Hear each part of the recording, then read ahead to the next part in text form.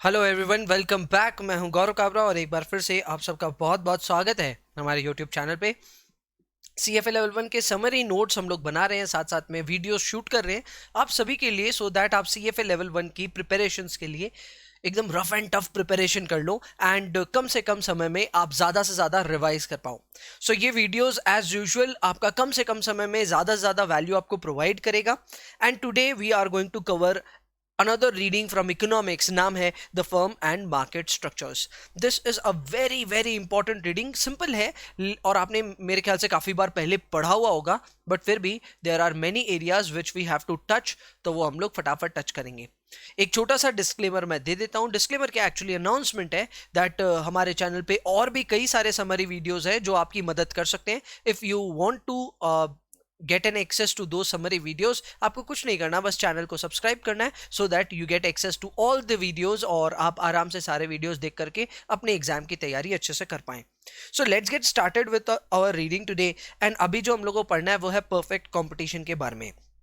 Perfect competition के बारे में जितनी भी जानकारी है एक बार में समझाऊंगा, फिर हम दूसरे किसी मार्केट स्ट्रक्चर के बारे में बात करेंगे।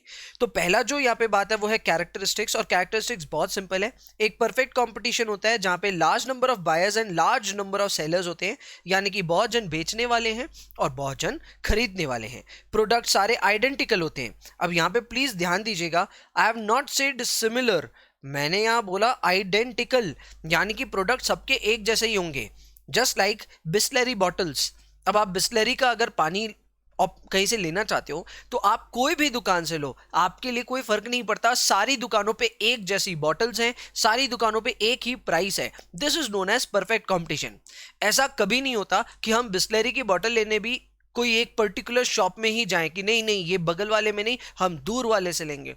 कोई फर्क नहीं पड़ता, दोनों में सेम प्रोडक्ट है, आइडेंटिकल प्रोडक्ट है, आइडेंटिकल प्राइसिंग भी होगा। तीसरा, यहाँ पे बैरियर टू एंट्री नहीं होता। जिस किसी को भी बिस्लरी बॉटल बेचना है बेच दीजिए, कोई बहुत बड़ी बात नहीं है। There is no capital requirement as such, और प्राइसिंग पावर भी नेचुरली नहीं होता। जो MRP सेट है उसी पे बेचना पड़ता है, so technically there is no pricing power as well. तो ये है basic characteristics about perfect competition. Next अपने आते हैं अबाउट इंडिविजुअल डिमांड कर्व। अब ये इंटरेस्टिंग है, मैंने डायग्राम भी आपके लिए बनाया है। इन जो इंडिविजुअल डिमांड कर्व होते हैं वो एक्चुअली परफेक्टली इलास्टिक होते हैं। इसका मतलब यहाँ पे जो प्राइस है वो हमेशा कांस्टेंट होता है।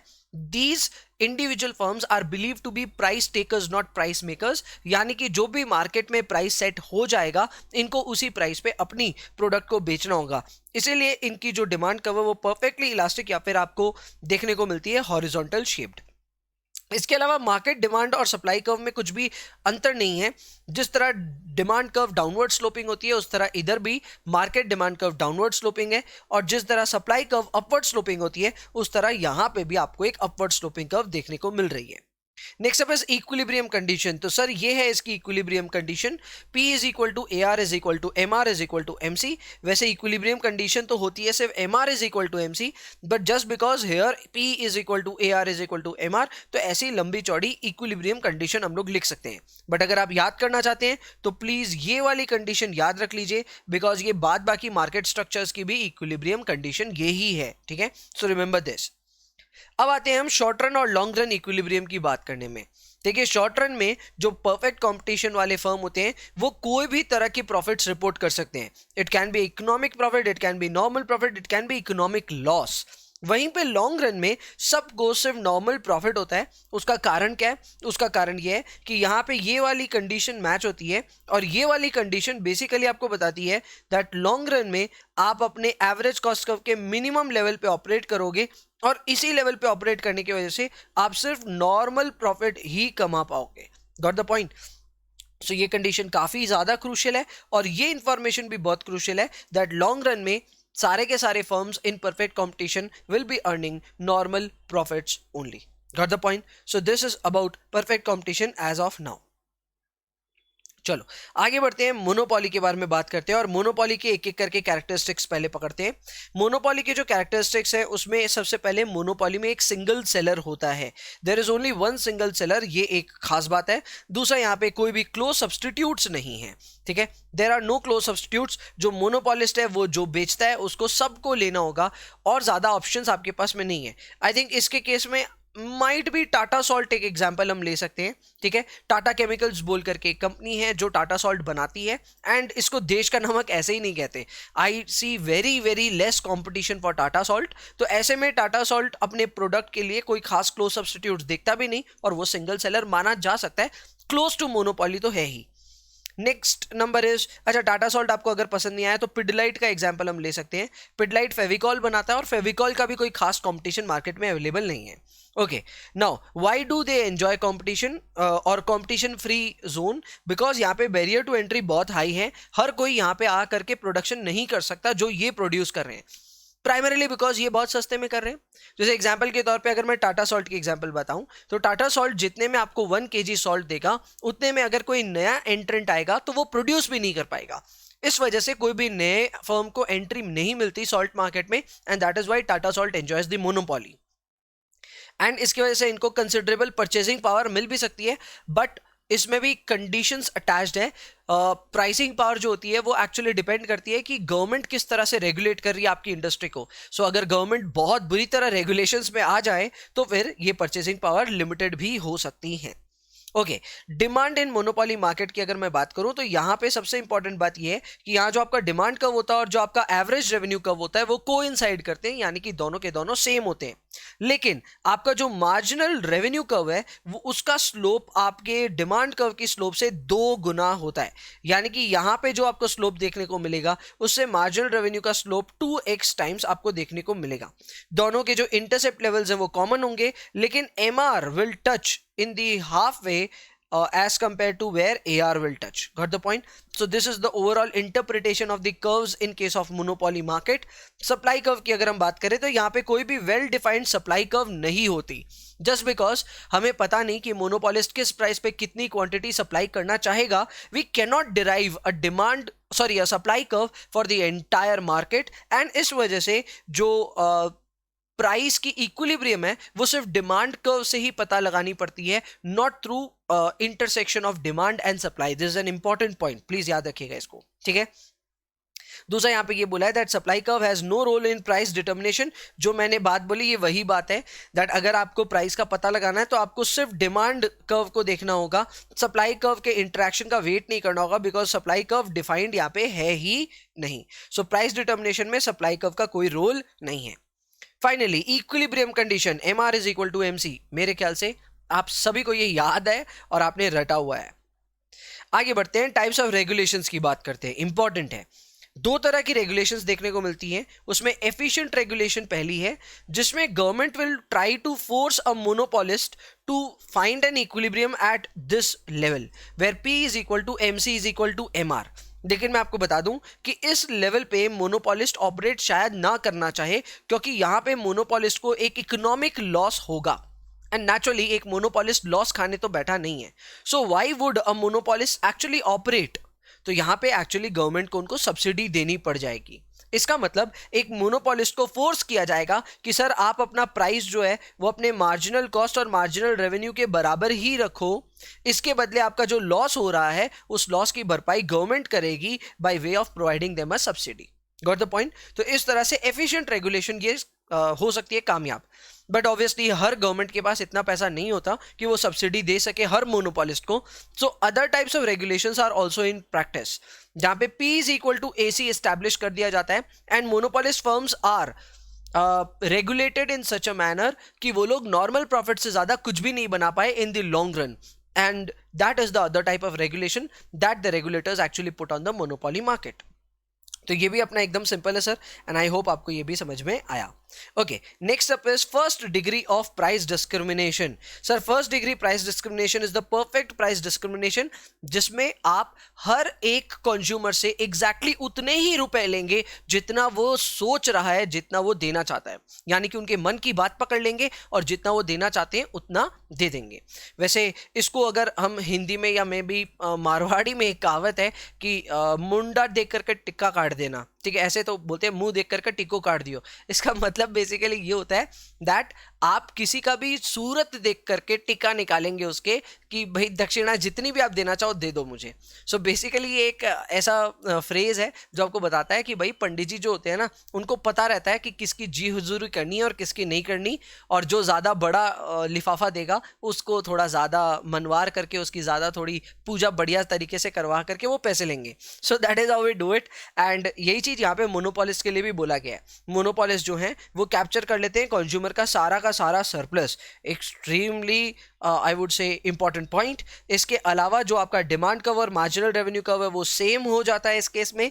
यहाँ पे एलोकेटिव एफिशिएंसी की कंडीशंस मैच हो जाती है, जहां पे कंज्यूमर एंड प्रोड्यूसर सरप्लस दोनों मिलाकर के मैक्सिमाइज हो जाता है। हाँ, ये वो अलग बात है कि आपने कंज्यूमर सरप्लस को जीरो कर डाला, सो जो भी सरप्लस है वो सारा प्रोड्यूसर के पास में जा रहा है, but at least that is also considered allocatively efficient. इसके अलावा यहाँ पे मार्जिनल बेनिफिट और मार्जिनल कॉस्ट दोनों इक्वल हो जाते हैं। These are theoretical points that you need to just remember, and exam में आने पे आपको ऑब्वियसली इसको उगलना होगा। नेक्स्ट अप है second degree of price discrimination. यहाँ पे बेसिकली प्राइस डिस्क्रिमिनेशन करने का बेसिस है कि भैया कितनी क्वांटिटी लोगे। सपोजिटली अगर मैं एक मोनोपोलिस्ट हूँ, ठीक है, और आप मेरे पास में आते हो कि भैया मुझे एक क्वांटिटी चाहिए, तो मैं आपको बोलूंगा चलो 20 रुपए निकालो, करेक्ट। वहीं पे अगर कोई मेरे पास में आता है भैया 100 क्वांटिटी चाहिए, तो मैं उसको बोलूंगा चल ठीक है 15 में ले जा। Got the point.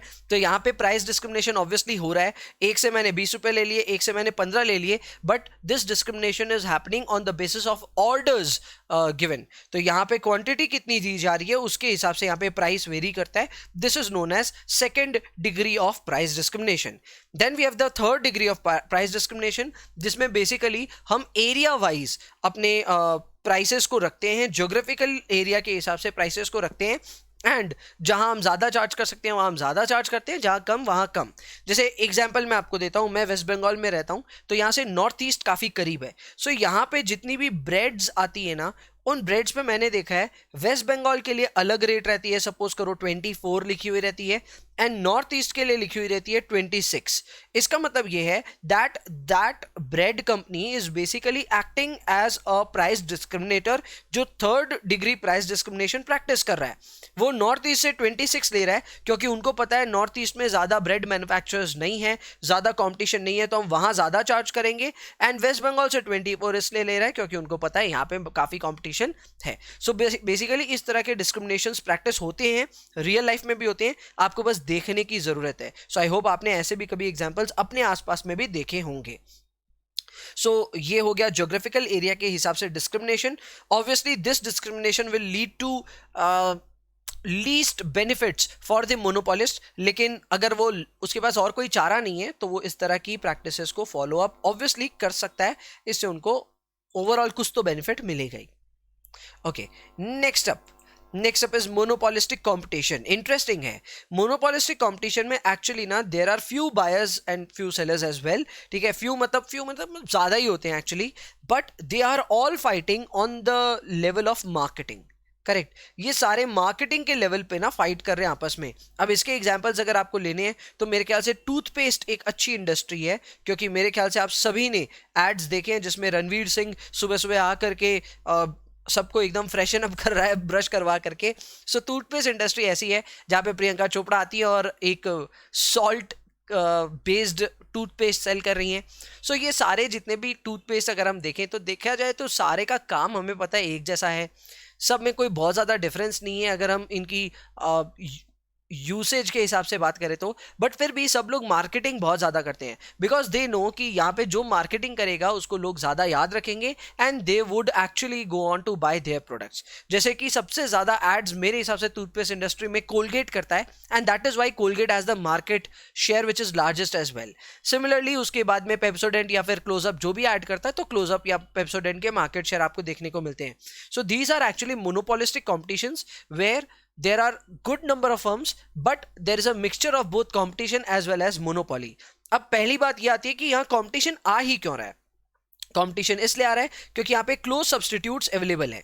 यहाँ पे मैंने ये बात नहीं कही है that the products are identical, products are similar not identical, तो ऐसे में आपको क्लोज सब्स्टिट्यूट्स देखने को यहाँ पे मिल सकते हैं, ठीक है। एंड वो इसलिए क्योंकि कोई भी एंटर कर सकता है, ठीक है। रिसेंटली पतंजलि वगैरह ने भी एंट्री की थी, एंड आई डोंट नो हर रोज कितने एंटर करते हैं। So low barrier to entry भी है, and there is some degree of price discrimination as well. यानी कि ऐसा नहीं है that Colgate can not set its own price और Pepsodent can not set its own price, they can do it, correct. But यहाँ पे आपको वो थोड़ी बहुत प्राइसिंग देखने को मिलती है, डिस्क्रिमिनेशन या फिर डिग्री ऑफ प्राइसिंग पावर देखने को मिलती है, बट ओवरऑल यहाँ पे कंपटीशन है, एंड कंपटीशन मार्केटिंग के बेसिस पे टिका हुआ है। ओके, यहाँ पे डिमांड कर्व कैसा है, डाउनवर्ड स्लोपिंग। यहाँ पे सप्लाई कर्व कैसा है, not very well defined. Okay, इसका मतलब यही होगा कि यहाँ पे भी अगर आप इक्विलिब्रियम की बात करो तो वो interaction of demand and supply curve से नहीं आएगा। इसके अलावा शॉर्ट रन इक्विलिब्रियम के लिए आप कंडीशन मैच कराओगे, MR is equal to MC। यहाँ इकोनॉमिक प्रॉफिट और इकोनॉमिक लॉस सब पॉसिबल है, ठीक है। यहाँ पे दोनों चीजें पॉसिबल है। And then we have long run equilibrium where only normal profit is possible. So I hope आपको ये भी समझ में आ गया है। सो ये था मोनोपोलिस्टिक कंपटीशन के बारे में मोटा मोटा। And now the final point where we are going to compare monopolistic competition with perfect competition. तो देखो, मोनोपोलिस्टिक कंपटीशन ओवरऑल अगर हम देखें तो वो लोअर आउटपुट बनाता है और प्राइस थोड़ा हायर चार्ज करता है। यानी कि अगर एक perfect competition suddenly monopolistic competition में कन्वर्ट हो जाए, then you will see that the output has actually gone down and the prices have actually gone up. So ये एक बेसिक डिफरेंस है। दूसरा, परफेक्ट कंपटीशन में जो आपकी इक्वेशन है वो होती है P is equal to MC, while in monopolistic competition price since थोड़ा ज्यादा हायर होता है then it is actually higher than MC। So ये इंपॉर्टेंट एक कंडीशन है जो आपको ध्यान रखनी है। तीसरा पॉइंट ये है that a perfect competition firm will always operate at the minimum efficient scale, यानी कि हमेशा फुल कैपेसिटी पे काम करता है perfect competition। however this is not the case for monopolistic competition because in that case वो कहीं ऑपरेट करेंगे इस एरिया में, ठीक है। ये जो फॉलिंग एरिया है इसी में ऑपरेट करते हैं, यानी कि they still have access capacity. वो चाहे तो और कैपेसिटी के अनुसार प्रोड्यूस कर सकते हैं and can even claim more profits, लेकिन वो नहीं करते क्योंकि उनको पता है कि उनको ज़्यादा आउटपुट बेचने की दरकार नहीं है, उनको हायर प्राइसेस मेंटेन करना ज़रूरी है। सो यहाँ पे एक्सेस कैपेसिटी देखने को मिलती है, but perfect competition always operates on full capacity. चलिए आगे बढ़ते हैं, ओलिगोपोली को डिस्कस करते हैं। ओलिगोपोली मोनोपोली जैसा ही है, लेकिन यहाँ पे एक नहीं बल्कि मैं कहूँगा 3-4 मोनोपोलिस्ट हैं, ठीक है। There are 3-4 main players. अब इसका एग्जांपल मेरे ख्याल से इंडियन टेलीकॉम मेरे ख्याल से एक अच्छा एग्जांपल हो सकता है, ठीक है। इंडियन टेलीकॉम सर्विसेज जो हैं, जहाँ पे कौन कौन है, यहाँ पे है सर जियो, यहाँ पे है वोडा, कम से कम अभी तक तो है, अब तो ये VI भी हो गया है, ठीक है, V हो गया है। एंड इसके अलावा you have Bharti, correct. So you have 3 major players here and इन 3 प्लेयर्स को अगर हम देखें तो सब के सब मोनोपोलिस जितने बड़े जरूर हैं, लेकिन फिर भी यहाँ पे थोड़ा बहुत झमेला है और इनके बीच में कंपटीशन है, उसके बारे में हम बाद में बात करेंगे। पर ये एक ओलिगोपोली का अच्छा एग्जांपल हो सकता है। यहाँ पे सेलर्स बहुत कम लिमिटेड हैं, क्लोज सब्स्टिट्यूट्स अवेलेबल हैं, प्रोडक्ट्स थोड़े थोड़े अलग हो सकते हैं लेकिन फिर भी सेम जैसे लगते हैं। बैरियर टू एंट्री काफ़ी सिग्निफिकेंट है, ऐसा नहीं है कि कोई चौथा प्लेयर आकर के बोले चलो मैं भी इसमें घुसूंगा, दैट्स नॉट पॉसिबल, इतना आसान नहीं है। प्राइसिंग पावर सिग्निफिकेंट है, सब्सटैंशियल है, लेकिन ये काफ़ी फैक्टर्स पे डिपेंड करता है। एंड यहाँ पे एक बात लिखा है दैट डोमिनेंट फर्म जो होगा वो प्राइस मेकर होता है and others are actually price takers, जो I think is the case with जियो।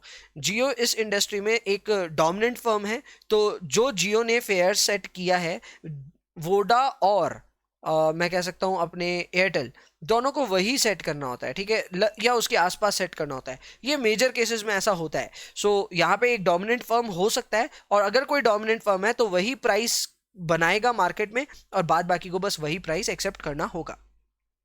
यहाँ पे कई इंपॉर्टेंट कॉन्सेप्ट्स हैं जिनको मैं डिटेल में डिस्कस नहीं कर रहा, बट ये सारे कॉन्सेप्ट्स आपको एक बार ढंग से देखने ही पड़ेंगे, रिवीजन से बेटर आपको ढंग से देख लेने चाहिए, जैसे कि kinked demand curve, Cournot assumption and game theory. ये 3 चीज प्लीज जरूर से देखिएगा।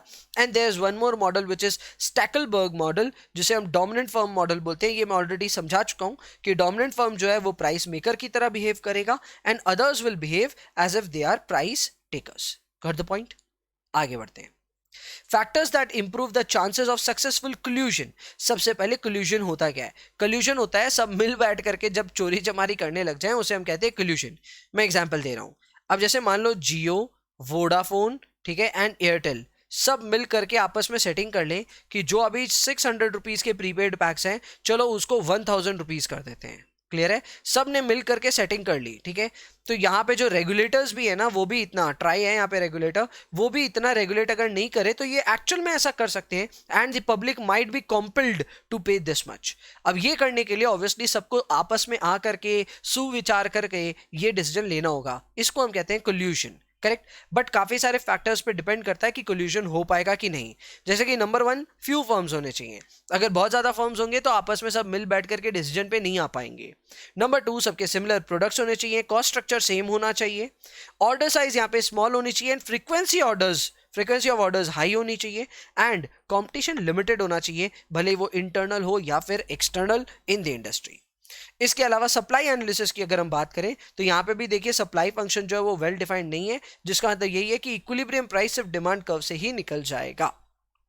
इसके अलावा ऑप्टिमम प्राइस एंड आउटपुट किस तरह डिटरमाइन होगा, ये मैंने यहां लिख रखा है आप सबके लिए, बट यहाँ पे पढ़ाने का कोई मतलब नहीं बनता जब तक आप इन सारी थ्योरीज को रिवाइज नहीं करते। सो प्लीज आप उन्हें रिवाइज करें and then check this out. ये आपके काफी काम की चीज हो सकती है कि कैसे अपने यहाँ पे ऑप्टिमम प्राइस और क्वांटिटी निकालते हैं, ठीक है। सो इसको जरूर आप एक बार पढ़िएगा बाद में। चलो आगे बढ़ते हैं।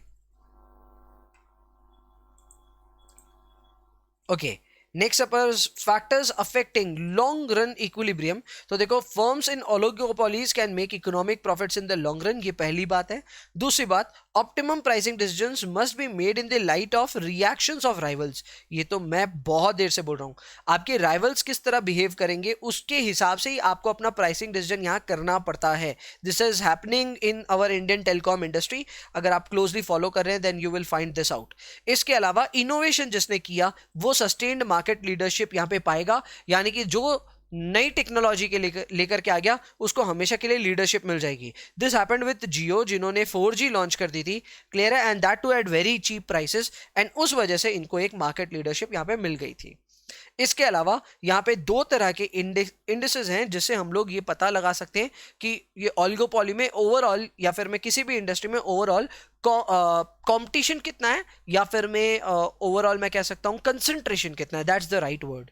सो इसके लिए हम एक तरीका यूज कर सकते हैं जो होता है एन फर्म कंसंट्रेशन रेशियो। इसमें आप कुछ नहीं करते, आप लार्जेस्ट 5 या लार्जेस्ट 3 फर्म्स लेते हैं किसी भी मार्केट में एंड उनके जो मार्केट शेयर्स हैं उनका टोटल कर लेते हैं। So this gives you a fair idea कि कंसंट्रेशन रेशियो किसी भी इंडस्ट्री में क्या चल रहा है। जैसे कि टॉप 3 का कंसंट्रेशन रेशियो क्या चल रहा है कि आपको आइडिया लग जाता है। लेकिन इस मॉडल की कुछ प्रॉब्लम्स हैं। वो प्रॉब्लम्स ये हैं कि अगर टॉप 5 फर्म्स में से मान लो कोई 2 कंपनियां आपस में मर्ज हो जाती है, या टॉप 3 में ही अगर 1 और 2 आपस में मर्जर करना चाहें, तो ऐसे में इस मॉडल के हिसाब से हो सकता है कंसंट्रेशन रेशियो में ज्यादा अंतर ना आए, but that might signify a dominance in this market, जो कि कभी भी एडवाइजेबल नहीं होता। किसी भी फर्म में अगर या किसी भी इंडस्ट्री में अगर एक डोमिनेंट फर्म हो जाता है ना, तो वो फिर थोड़ा सा बुली करने लग जाता है बाकी सबको। So that is not at all recommended and not at all desired by the regulators. सो ये वाला जो रेशियो है ना, ये इतना इफेक्टिव नहीं है। आप जब इसके प्रैक्टिकल करोगे तब आप ये चीज नोटिस करोगे। सो उसी को यहाँ पे बीट करने के लिए एक इंडेक्स है जिसे हम कहते हैं HHI, और मैं इसको कभी प्रोनाउंस नहीं कर पाता हूँ, आज ट्राई कर लेता हूँ, हर्विंडायल हिशमैन इंडेक्स। बस इतना ही होगा मेरे से। यहां पे डिफरेंस बस ये है कि यहां आप जो परसेंटेज ऑफ मार्केट शेयर जो था वो आप यहां ऐड कर रहे थे, but here you will have to first do market share का square and then you will have to add. Got the point. So जितने भी डोमिनेंट फर्म्स हैं या जितने भी बड़े बड़े फर्म्स हैं उन सब के आप मार्केट शेयर लेंगे, उनका स्क्वायर करेंगे और फिर आपस में ऐड करेंगे। So what you are doing here, you are doing a summation of the squares of the market shares of the largest firms in the market. This model is much better and again आप जब practicals करोगे तो आप इसको notice करोगे कि yes, why HHI is much better than the other models. Got the point. चलो ये भी हुआ। So that's it for the entire reading. सारी चीजें मैंने फटाफट कम समय में कवर अप करा दी and I hope you will appreciate by liking, sharing and commenting for this video. इसके अलावा अगर आपने चैनल सब्सक्राइब नहीं किया तो वो भी करें और डिस्क्रिप्शन जरूर चेक करें इस वीडियो का, so that you get to know कि हमारे वीडियो कोर्सेज क्या हैं, सब्जेक्ट स्पेसिफिक वीडियो कोर्सेज क्या हैं, and just in case you need some help for your CFA Level 1 preparations, आप व्हाट्सएप कर सकते हैं इन नंबर्स पे, so that we can help you out. So that's it for today. I will see you in the next one. तब तक के लिए ध्यान रखिए खुद का एंड पढ़ाई करते रहें।